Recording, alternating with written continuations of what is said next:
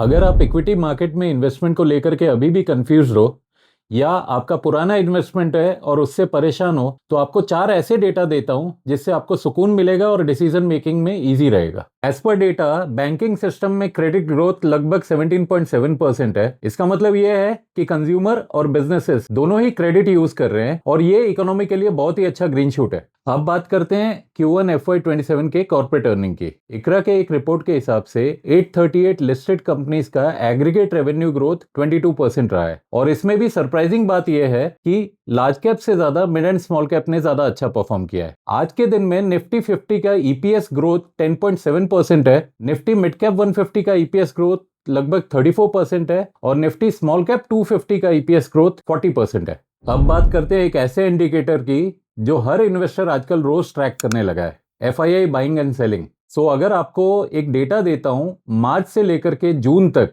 FII ने cash में लगभग 3 लाख करोड़ का माल बेचा है। जुलाई में क्या हुआ?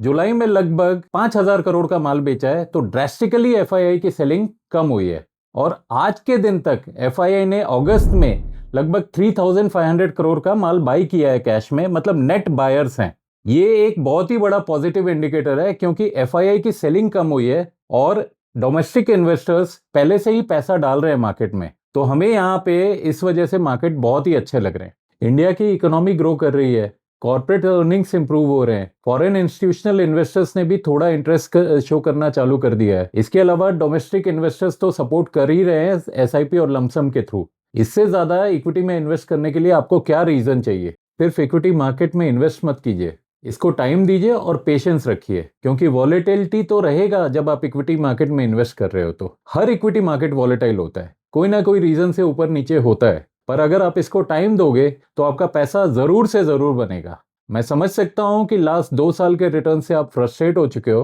पर थोड़ा टाइम दो और मैं आपको एश्योरेंस देता हूं कि ये इक्विटी मार्केट में बहुत पैसा बनेगा। इंडिया के फंडामेंटल्स आज भी बहुत अच्छे हैं, सिर्फ यही है कि आपको इंडिया के फंडामेंटल्स पे भरोसा करने की जरूरत है। अगर आप ये समझना चाहते हो कि आपको लार्ज कैप में, मिड कैप में और स्मॉल कैप में या कोई थीमेटिक ऑप्शन में इन्वेस्ट कितना करना चाहिए, तो नीचे कमेंट में इक्विटी लिखिए। ऐसी कई और जानकारी के लिए आप नॉस्ट्रा वेल्थ को कांटेक्ट कर सकते हो।